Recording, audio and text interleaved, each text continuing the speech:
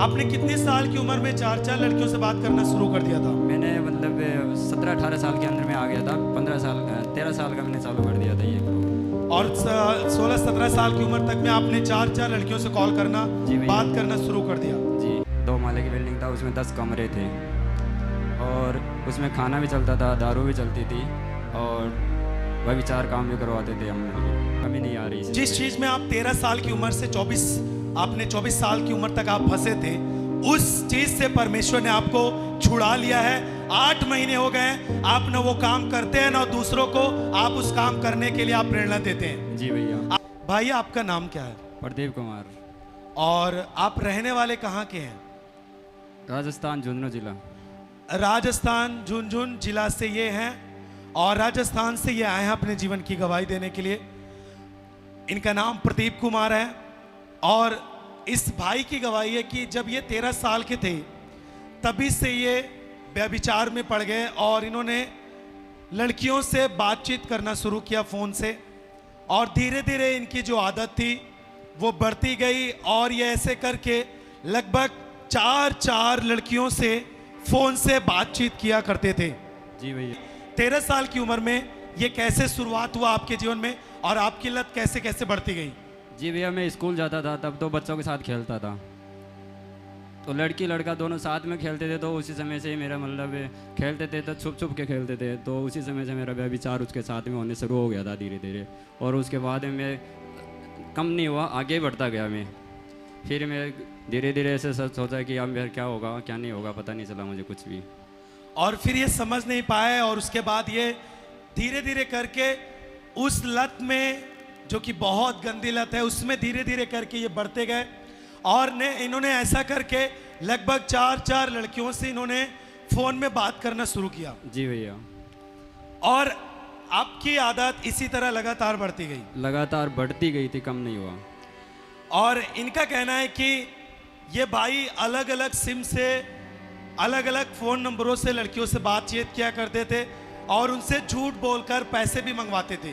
जी भैया, मैं मतलब नाइट में बात करता था तो मतलब मैं 4 सिम रखता था, तो एक को निकाल करके दूसरे को डालता था, दूसरे से बातें करता था, फिर उसको निकाल कर तीसरे से बातें करता था, ऐसे ऐसे मैं बढ़ते गए, मतलब 4 से बातें करता रहता था। आप समझ लें कलीसिया जितने भी लोग यहाँ मौजूद हैं, जितने ऑनलाइन सुन रहे हैं, हम आपके सामने इतनी खुलकर गवाहियाँ इसलिए लेके आते हैं ताकि आपके जवान बच्चे भी जो इस आदत में हैं वो छूट सके, क्योंकि बहुत सारे लोग छूटना चाहते हैं लेकिन वो छूट नहीं पाते और प्रभु की सामर्थ्य यहाँ मौजूद है आपको आज़ाद करने के लिए। आमीन।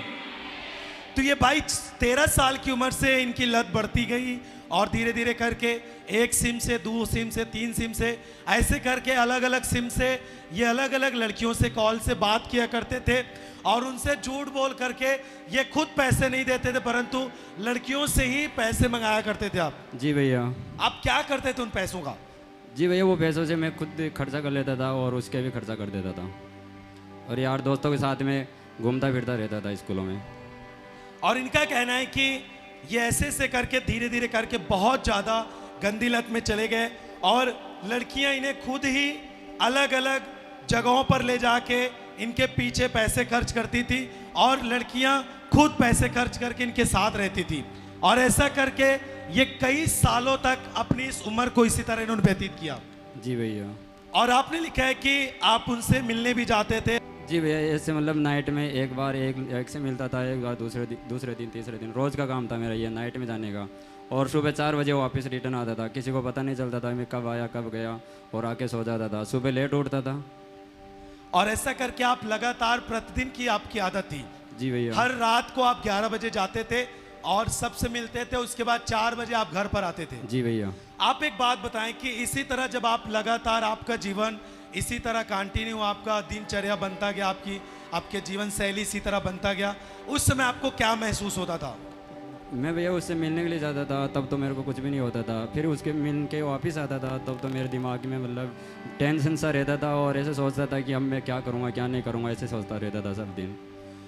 और आपको ये भी सोच आते थे कि क्या करना है, इस तरह आप फंसे हैं और आपको इस तरह टेंशन भी होता था?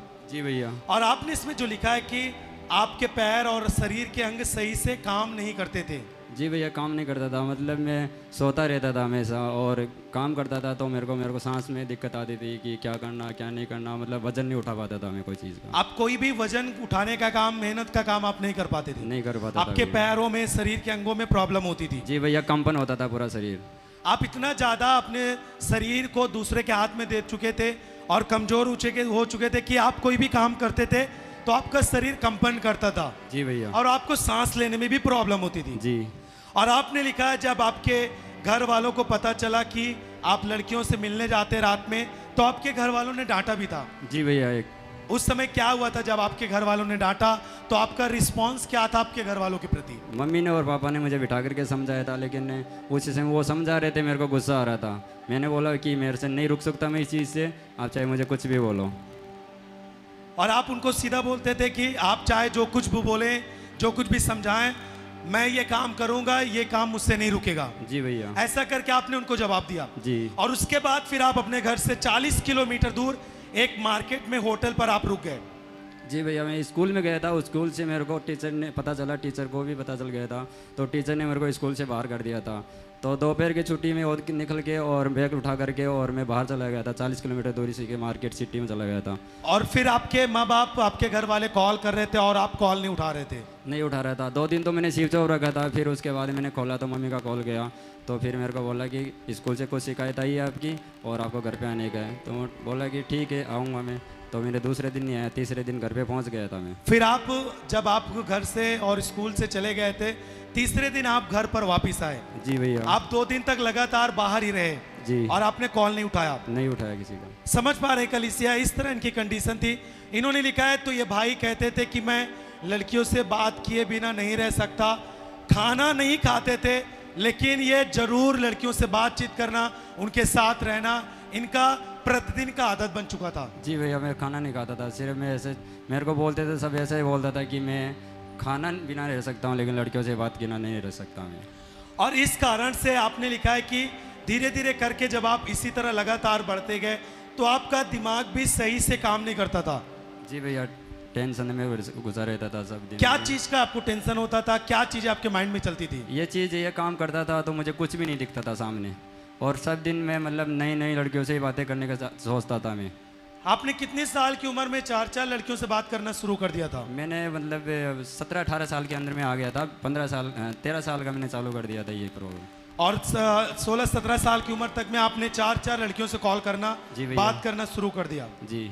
और इनका कहना है कि जिस कारण से ये इतने ज़्यादा पाप में गए और इनका पढ़ाई में भी मन नहीं लगता था, टीचर इनको कुछ भी होमवर्क देते थे तो ये याद नहीं कर पाते थे और उसको पूरा भी नहीं करते थे, क्योंकि इनका पूरा टाइम लड़कियों से बातचीत करने में खर्च हो जाता था। जी भैया। और आपने परीक्षा में फेल हो जाते थे आप? जी भैया, हर बार मतलब जितनी बार पेपर दिया उतनी बार फेल हो गया। 10th में 3 बार फेल हो चुका हूँ मैं। आप सुन पा रहे कलीसिया कि ये इतनी ज़्यादा उस लत में थे कि इनका पढ़ाई में मन नहीं लगता था, और ये 10th में 10वीं क्लास में ये 3 बार फेल हो चुके हैं। इनकी इतनी ज़्यादा पढ़ाई कमजोर थी। जी भैया। क्योंकि इनका पूरा समय पढ़ने में नहीं, परंतु इनका पूरा समय फ़ोन से गलत रिश्ते बनाना, उनसे बातचीत करना, इसी में इनका पूरा समय खराब होता था। जी भैया। उस समय आप इधर उधर भटकने लगे और आपके मम्मी ने कहा कि आपको क्या समझाते थे जब आप इतना ज़्यादा टेंशन में होते थे? आप 3 बार फेल हो चुके थे, आपके माँ बाप क्या समझाते थे आपको? यही बोलते थे कि मतलब पहली बार फेल हुआ था, दूसरी बार ऐसा बोला कि अभी दूसरे स्कूल में डालेंगे तेरे को, उस स्कूल में अच्छी पढ़ाई होगी, और फिर उसमें भी ऐसा ही हुआ, फिर तीसरे में भी ऐसा ही हो गया था। फिर मैं टेंशन में ऐसा कुछ था उसको स्कूल को छोड़ दिया था फिर मैंने। और आपके माँ बाप ने एक से दूसरे स्कूल में भी आपका एडमिशन करवाया? जी भैया। फिर भी आप वहाँ पे पास नहीं हो पाते थे क्योंकि आपकी पढ़ाई कमजोर थी। जी भैया। आपका पढ़ने में बिल्कुल मन नहीं लगता था? बिल्कुल मन नहीं था मेरा, सबसे ज़्यादा लड़कियों के अंदर ही घुसना था मेरे को। बस आपको लड़कियों से बातचीत करना, उनके साथ रहना। और आपको माँ बाप के साथ रहना या फिर उनकी बातें आपको कैसे लगती थी? माँ बाप से मैं कॉल पे बातें नहीं करता था। जिस दिन कॉल आ गया उसी दिन मेरे को टेंशन शुरू हो जाती थी। मैं ऐसे बोलता था सामने से, मेरे पास कॉल मत किया करो, मैं चला के खुद कॉल करूँगा तब मैं बात करूँगा आपसे, और मेरे को कॉल मत किया करो। आप कॉल करते हो मेरे को टेंशन होती है और मैं कुछ भी नहीं कर पाता हूँ फिर। और आपका कहना है जब आप कई बार एग्ज़ाम में फेल हुए, उसके बाद फिर आपके मन में विचार आने लगा, मरने का विचार आने लगा, आपको आत्महत्या करने का विचार आने लगा? जी भैया, जैसे मतलब 40 किलोमीटर एक मार्केट है, जिला है वो, उसके ऊपर मतलब पहाड़ी इलाका है वो, उसके ऊपर मैं चला गया था दोस्तों के साथ में। फिर मैं अकेला साइड में जा कर के ऐसे सोचने लग गया कि अपनी क्या दुनिया, क्या हो रहा है क्या नहीं है। फिर मैं जाकर खड़ा होकर के सोचने लग गया। तो दोस्त लोग जितनी देर में आ गए थे पास में आकर के बोला कि भाई यहाँ क्या कर रहा है अकेला। तो मैंने बोला भाई यार कुछ भी नहीं कर रहा, बैठा हूँ ऐसे ही। तो फिर भाई पकड़ के और मेरे को लेके आ गए थे। आपने क्यों मरने का प्रयास किया, या आपके मन में क्या चीजें आती थी, या आप कुछ गलत कर रहे हैं, या फिर आपको कुछ समझ नहीं आ रहा कि क्या करना चाहिए? उस समय क्या मन में आता था आपको? जी भैया, जो भी मैं सोचता था वो मेरा पूरा कुछ भी नहीं होता था। और इसी तरह आपका जीवन व्यतीत होता था। आप असफल होते थे, लेकिन फिर भी आप पूरी तरह से पाप में थे। जी भैया। और आपने लिखा है कि आप शराब भी पीने लगे थे। होटल खोला था एक, होटल में मतलब मम्मी पापा ने होटल खोल के दिया था। उसी समय में 2 माले की बिल्डिंग था, उसमें 10 कमरे थे और उसमें खाना भी चलता था, दारू भी चलती थी। आपके पास आपको राजस्थान में आपके पास होटल भी था, हाँ। जिसमें खाने के साथ साथ आप शराब भी व्यवस्था की। आप सुन पा रहे हैं कलीसिया की किस तरह ये पाप में फंसे थे, और इन्होंने एक अड्डा बना दिया था व्यभिचार का, जहां पर लोग आते थे, खाते थे, शराब पीते थे, और ये दूसरी जगह से भी इस काम को करते थे और वहां से लड़कियों को मंगाते थे, और इस तरह पूरी रीत से पाप का अड्डा इन्होंने उस जगह पर बना दिया था। जी भैया। आपकी उम्र कितनी है इस समय? इस समय मेरी 24 है। और आपने अपनी उस उम्र से शुरू किया और उसके बाद आप लगातार इस तरह पहुंच गए और अपने जीवन को इतना ज्यादा आप पाप में चले गए ले जाकर। कलीसिया ध्यान से सुने, आप जितने भी लोग यहाँ मौजूद हैं, आप इस बात पे गौर करें कि किस तरह ये भाई अपने जीवन को भी बर्बाद किए थे बेविचार में, और दूसरों का भी ये सपोर्ट करते थे। फिर आपने धीरे धीरे, आपको क्या लगा, और आपने जब तक आपको इस अंत के समय तक जब आपने प्रभु को जाना, उसके पहले उस दिन तक आपको कैसा लगता था, और आप किसी काम में किस तरह आप बिजी थे? मम्मी पापा विश्वास करते थे। आपके मम्मी पापा प्रभु में विश्वास करते थे? जी भैया। लेकिन आप विश्वास नहीं करते थे? नहीं करता था। मेरे को इतना पता था कि अपन को चंगाई मिल गई है, लेकिन फिर भी हम ऐसे सोच रहा था कि मैं लड़कों के साथ में गलत व्यवहार करना, गलत सगे जाने का ऐसा विचार चालू कर दिया था मैंने। और उसके बाद आपने लिखा कि आपके घर वाले लोग यीशु आश्रम चर्च का यूट्यूब कार्यक्रम देखना शुरू किए। जी भैया, मेरी बहन देखती थी छोटी वाली, वो मुझे बताई थी। 1 बार बताया, 2 बार बताया, लेकिन नहीं माना मैंने।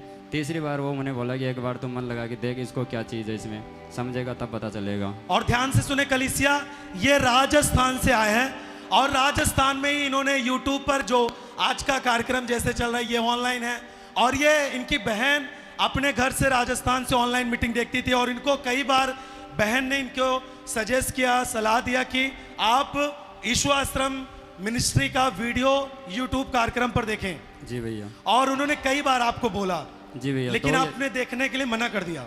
जी, मैं 2-3 बार मना बोल दिया था।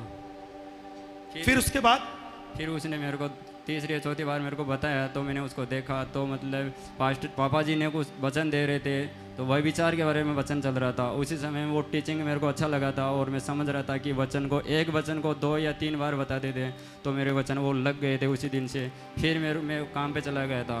काम पे जाने के बाद में दीदी ने मुझे कॉल किया था कि यूपी में प्रोग्राम है, उधर चलेंगे अपन, 7 दिन का प्रोग्राम है। और फिर आप जब काम करने के लिए बाहर चले गए, तो आपकी बहन ने कॉल किया कि यूपी में चर्च में, इलाहाबाद चर्च में जो यीशु आश्रम मिनिस्ट्रीज है, उसमें 7 दिन का सेमिनार है, उस प्रोग्राम में चलना है।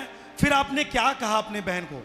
मैंने बोला कि ठीक है चलूँगा, लेकिन पैसे, मैं पहले तो ऐसे बोल दिया था कि पैसे आपको दे देता हूँ, आप जाके आ जाना। लेकिन ये 2-3 दिन से मुझे बोलती रही, तो मैं फिर हाँ कर दिया था कि ठीक है मैं चलूँगा।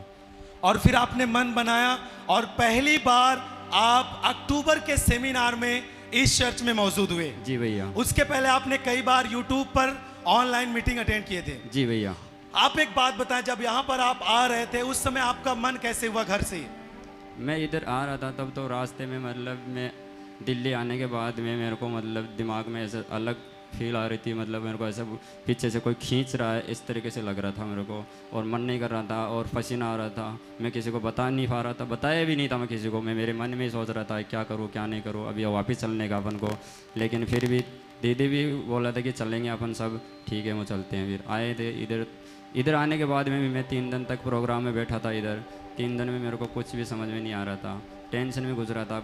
घर पे दिमाग घर पे था, बैठा यहाँ था। और आपने जैसे लिखा है कि जब आपने सेमिनार में आए और जब आप वचन सुनने लगे तो आपको वचन सुनते सुनते आपको बहुत ज्यादा पसीना आने लगा। जी भैया। क्या हो रहा था आपको उस समय? घबराहटी सी हो रही थी और मेरा पसीना आ गया था और मैं सोच रहा था कि ये क्या हो रहा है मेरे साथ। और जब आप यहाँ पर आए तब भी आपके पास लड़कियों के कॉल आ रहे थे? जी भैया, उसी समय में मेरे पास 3 लड़कियों का कॉल आ रहा था। और आप जब यहाँ बातें कर रहे थे तो एक भाई ने, चर्च के भाई ने आपको देखा और आपको रोका कि आपको फोन से नहीं बात करना है। जी भैया। उस समय क्या हुआ था बताएं? मेरे को गुस्सा आ रहा था, उसी समय वो बोला तो मेरे को गुस्सा आया तो मैं साइड में जाके बात करने लग गया। जब उन्होंने आपको मना किया तो आपको गुस्सा आया? जी भैया। और आप साइड में जाके बात करने लगे? जी। फिर आपको क्या हुआ? फिर मैं उसे बातें करके वापस रिटर्न आके बैठ गया था। वो वापस आके बैठा तो एक भाई के पास बैठा था। वो मुझे बोला कि तू क्या कर रहा है ऐसे, क्या उदासपन में कैसा बैठा है? तो मैं बोला कि भैया मेरे पास ऐसी बात हो रही है मेरे साथ में, मेरे पास कॉल आ रहे हैं लड़कियों का और मैं कुछ इधर समझ में नहीं आ रहा है और मेरा दिमाग भी कुछ काम नहीं कर रहा है। तो बोला कि एक काम करने का, तो ये मोबाइल ले लेना, मोबाइल पे हाथ रख के और तू प्रेयर करेगा और तेरा ये जितने फ़ोन नंबर आते हैं, फ़ोन आते हैं, ये नहीं आएगा। और जैसे आपने लिखा है कि आप दोनों ने चर्च में बैठे बैठे फोन पर हाथ रख के प्रेयर किए, कॉल आना उसी दिन से बंद हो गए। जी भैया। अद्भुत काम है, तारीफ करें जोर से। यह भी संभव है यीशु मसीह के नाम में, ताली बजाएं जोर से। और आपने लिखा जब फोन आने बंद हो गए तो आपका विश्वास बढ़ा कि यीशु मेरे जीवन में काम कर रहा है। जी भैया। और आप बदल सकते हैं यहां से।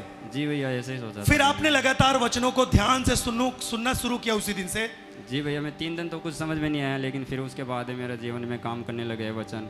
फिर मैं सोचता रहा कि आप ये चीज़ मेरे से दूर हो गई तो और भी चीज़ दूर हो सकती है। ऐसे मेरा विश्वास धीरे धीरे बढ़ गया। और आपका विश्वास बढ़ता रहा। और 7 अक्टूबर को परमेश्वर के दास ने सेमिनार के आखिरी में उन्होंने सब पर हाथ रख के प्रार्थना किए ताकि जो वचन आपने सुना है वो आप में बल पाए। और फिर आपके ऊपर ले हैंड प्रार्थना हुई। उस दिन के बाद से आप बताएं आपका जीवन कैसे बदल गया, कैसे अच्छा हो गया? मैं जिस दिन मेरे पापा जी मेरे लिए लेन प्रेयर किया था और उसी समय से मैं प्रेयर किया तो उसी समय मेरे को ऐसा करंट सा लग रहा था और पसीना आ रहा था और ऐसे सोच रहा था कि हो क्या रहा है, ऐसे पूरा कंपन हो गया था शरीर। फिर उसके बाद पापा जी मेरे लिए प्रेयर किया तो मेरे को थोड़ा शांति मिल गया। शांति मिलने के बाद मैं बाहर गया तो मैं सोच रहा था कि आज मेरे ऊपर से कुछ वजन सा उतरा है, ऐसा लग रहा था। आपके ऊपर से कुछ वजन सा निकल रहा, आपको ऐसा फील हुआ? जी भैया। तारीफ करें जोर से, हालेलुया। तो आइए उस 7 अक्टूबर की उस ले हैंड वीडियो को देखते हैं, सेमिनार के वीडियो को, जब ये भाई यहाँ पे मौजूद थे। परमेश्वर के दास हमारे आत्मिक पिता ने इनके ऊपर हाथ रख के प्रार्थना किया। उस ले हैंड वीडियो को सब मिलकर अपने स्क्रीन पर देखते हैं।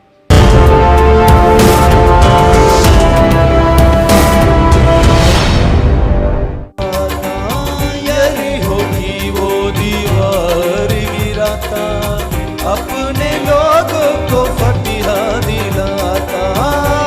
होगी वो दीवार गिराता, अपने लोगों को फतिहा दिलाता। जोर से तारीफ करें, जोर से। और जब आप घर गए उस समय आपने क्या बदलाव देखा, लोगों को बताएं।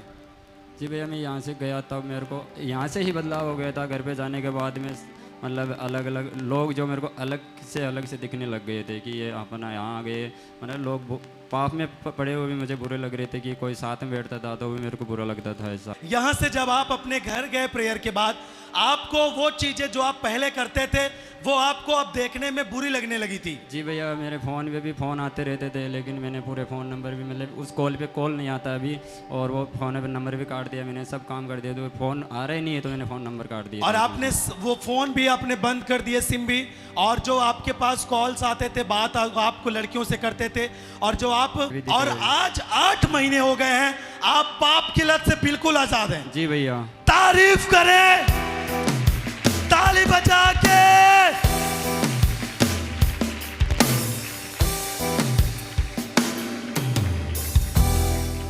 और आप जो इस तरह के धंधे करते थे, आप काम करते थे, शराब को बेचना भी आपका काम था, या फिर आप जो और अब आप मेहनत से कमाते हैं और आप बिल्कुल आज़ाद हैं पाप से।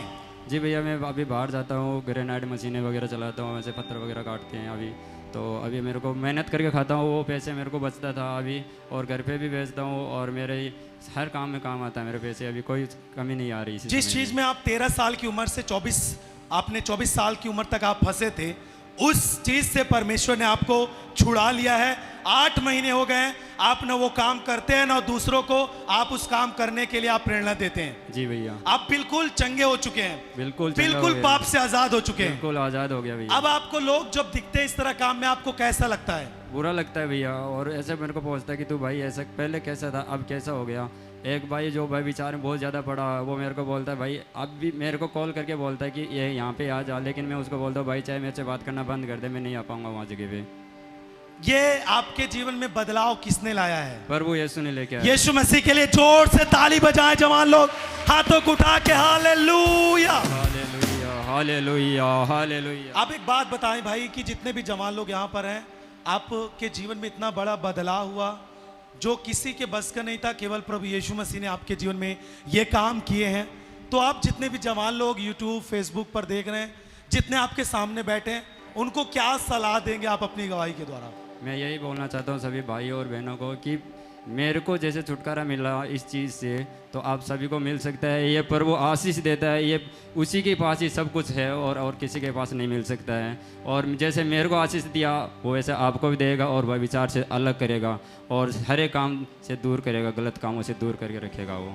और जो चीज़ में आपको सेमिनार आने में आपको दिक्कत हो रही थी, आप दिल्ली से वापस जाना चाहते थे, आज प्रभु की संगति आपको अच्छी लगती है बहुत अच्छा लगता और है। आपने अभी 10 मई से 10 जून के बाइबल स्कूल में 1 महीने आपने पूरे हिस्से लिए हैं। पूरा हिस्सा लिया है भैया। अब इधर से ऐसा हो रहा है कि अब जाएंगे, आज सुबह से ऐसा दिमाग में अलग से बात हो रही है कि मैं जाऊंगा, अभी उधर जाने के बाद में क्या होगा क्या नहीं होगा। इधर तो मैं सब कुछ मतलब सही है मेरे लिए कि मैं अच्छा जी रहा हूँ, अच्छा रह रहा हूँ, और उधर जाने के बाद में संसारिक में जीना बहुत मुश्किल हो जाता है इंसान को, विश्वासी को जाने के लिए। लेकिन मैं यही सोचता हूँ कि प्रभु तू मेरे को लेके जाता है तो मेरे को अच्छे से रखना, और वापस व्यभिचार लाइन में नहीं जाने देना मेरे को, और जैसे बाहर निकला वैसे बाहर ही रखने का मेरे को। मैं संसार से अलग हूँ और मेरे को अब संसार से अलग ही रखने का। ताली बजाएं जोर से हालेलुया। हालेलुया, हाथ उठा